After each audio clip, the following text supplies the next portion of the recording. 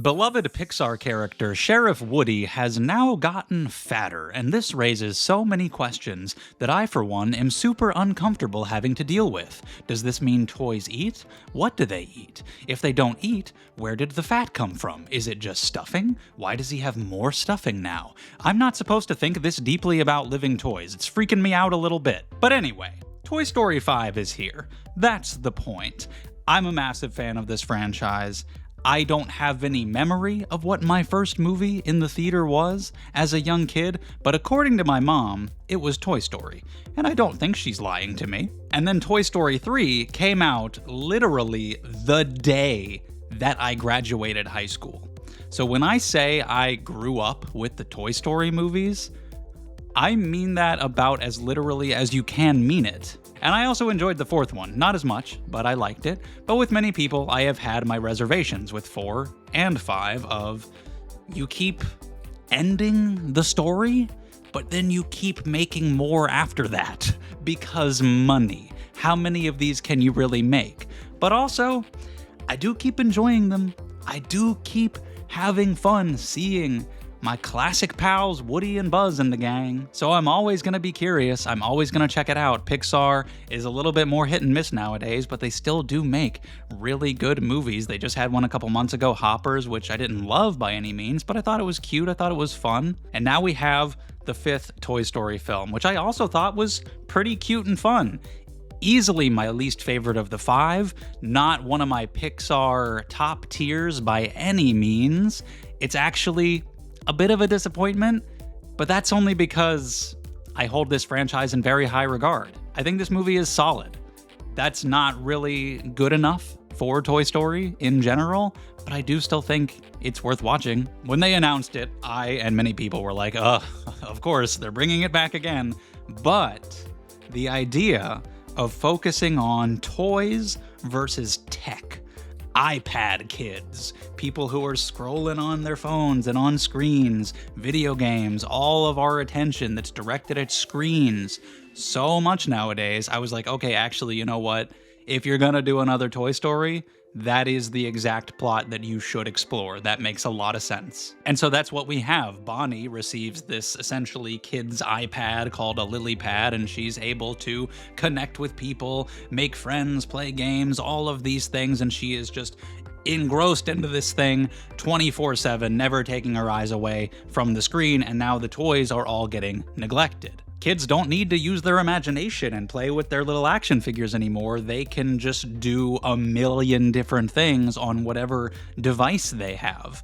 And they're allowed to have those devices from younger and younger ages now. And I really like the way it explores that idea because it's actually pretty nuanced. It explores the issues that come along with that, how somebody can just become addicted to it and it can take them over, how it can lead kids to kind of have to grow up too fast, how Bonnie is feeling this pressure to try to fit in with these other kids that she knows, and it's kind of making her start to act like somebody that she isn't because she feels like she has to. But it also acknowledges that these devices can offer a lot of benefits. They can help form real connections with people. They can help form very shallow or parasocial connections with people. They can get in the way of having genuine connection, but it can still happen.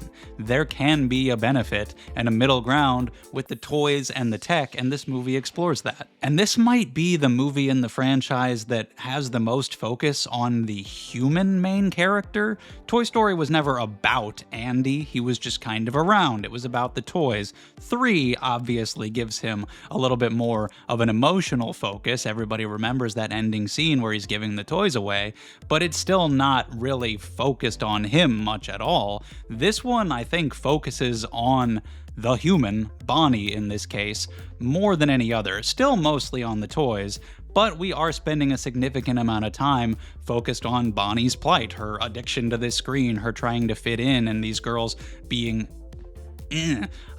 they're young kids. I don't want to say the word that I'm thinking about them, but I genuinely felt very bad for Bonnie. The voice cast is all back. Obviously, they're doing a great job. The animation is beautiful. The music is really good. Jessie is basically the main character this time, and when I heard that, I was in favor of it, because Toy Story 2 is my favorite in the franchise, and her flashback scene with her old owner, Emily, is one of the most emotional moments. That song gets me every time.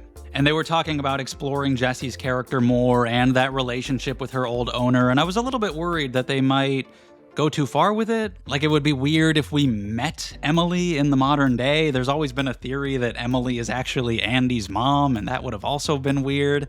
They don't do anything like that. They actually touch on it the perfect amount. They don't go back and change anything from the backstory. They just kind of recontextualize it in a way that works for what Jessie is dealing with in this movie. Her fear that the toys are going to be forgotten more quickly, that Bonnie and these other kids are being forced to grow up too fast, that they're losing valuable actual playtime. The way they're able to use her past with Emily to give her an arc in this movie works really well. And even though I was thinking this movie was just fine for almost all of it, I wasn't super engaged the whole time. I was like, okay, this is a solid kids movie. When we got to those emotional moments by the end, I still found myself with tears welling up in my eyes. Caught me completely off guard. Pixar can still do it. There are just some things that really held the movie back for me.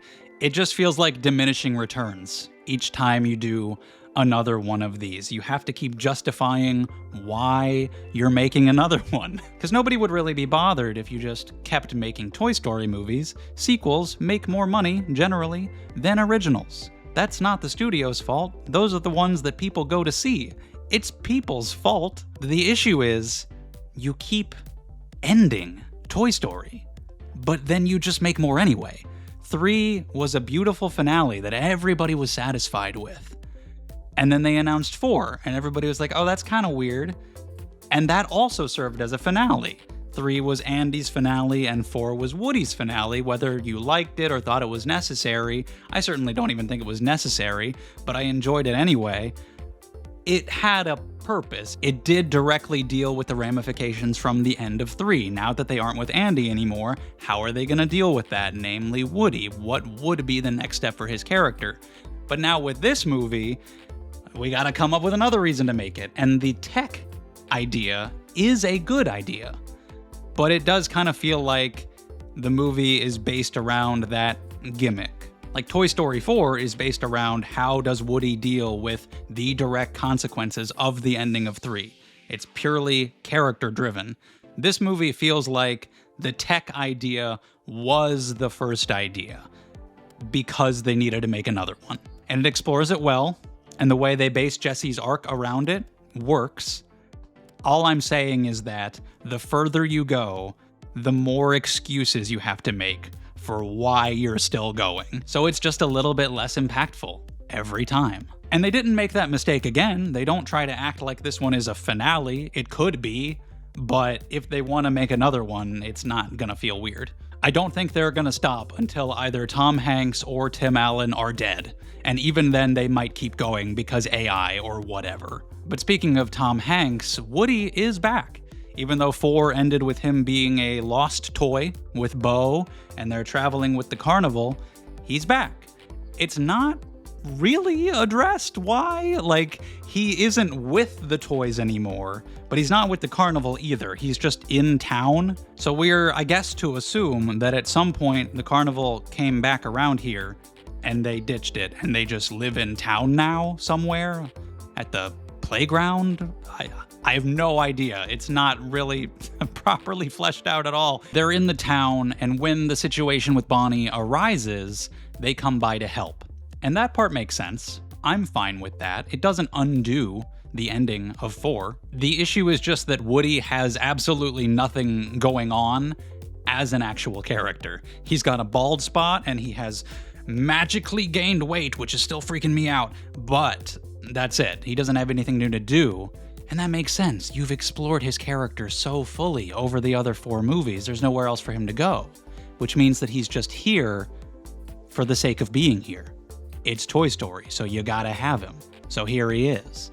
And if he hadn't been there, I don't know, maybe I would have missed him. Maybe it would have felt wrong. But part of me would have respected just sticking to your guns and keeping him separate. Because if you're going to have him, but give him nothing to do, I don't know, maybe just don't have him. I love seeing him. I love hearing Tom Hanks play the character.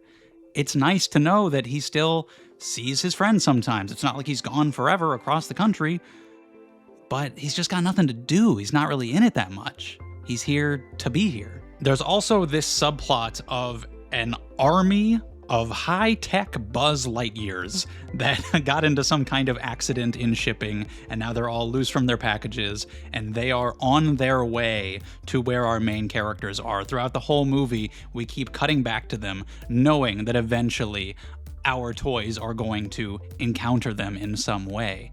And this was just a complete waste of time.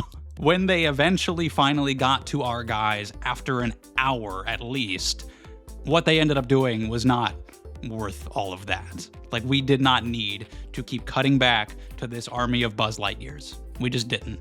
We could have spent all of that time focused on our main characters instead, like Jessie and Woody. Give Woody a little bit more to do. I genuinely don't know why they did this. I don't know why they decided that there needed to be this subplot of a journey of Buzz Lightyears that we keep cutting to. Like, it just didn't need to be there. Just rewrite a few things in the third act so that you don't need them. You could have easily used other characters for that kind of thing, and it'd be the same. I don't think any of the new characters introduced here are particularly interesting or memorable. 2 obviously had Jessie and Bullseye. 3 had Lotso, who's a memorable villain. 4 had Forky, who I like. I thought it was funny how he kept trying to throw himself away. This one has the lily pad, which works as a plot device, as this threat to the toys, and she comes across as a big threat because she's manipulating so much technology and she's kind of screwing with them. But I didn't really find her interesting as much of a character. And then it also has these other couple toys, and they were just, fine. I also thought the humor overall was fine. I wasn't laughing as much as this series typically makes me. I had some good ones. There were some good laughs. There were some clever, subtle jokes that kids aren't going to understand, and I always like seeing that. But on average, this one just wasn't making me laugh as much. Maybe I'm just old. But I found Toy Story 4 funny, and I think it's just another case of diminishing returns. There's only so many jokes you can make surrounding these toys. Kind of a complicated movie to talk about because so much of what is on there I think is totally acceptable. There are some things that were even exceptional that actually got me right in the feels and that I think are explored very well. But there's just no ignoring the larger context of what the franchise is and how it keeps on trucking along despite the fact that you keep giving us essentially finales, and how it feels a little bit weirder every single time you make another one. And if you make a 6th one, what the hell's your excuse gonna be then? Like, at some point you're gonna have to just stop. And if you just randomly stop with this one, that feels so weird when the other ones were staged to be finales. And I'm sure at least some people who were involved in making them thought they were making a finale, but then money talks. I'm gonna give Toy Story 5 a 3. Will I end up adding it to the collection and rewatching it? I don't know. I might, just because I'm attached to the franchise. If I watch all of them, I might want to watch 5 too. But I don't know. I might not. And right now, with the experience that I had watching the movie, I think a 3 is more of a fair rating, kind of trying to take my bias towards the franchise out of it. It was disappointing, but that's only because I hold this franchise to such a high standard. But I think it's time. Probably put it to rest. Let the toys just be. That time was 16 years ago, but, now it's really time. But this was all just my opinion. Leave your thoughts on Toy Story 5 down in the comments, whether you agree or disagree. I want to talk about it down there. Thank you so much for watching. Leave a like if you enjoyed. Subscribe if you want to see more from me. I appreciate it, and I hope to see you next time.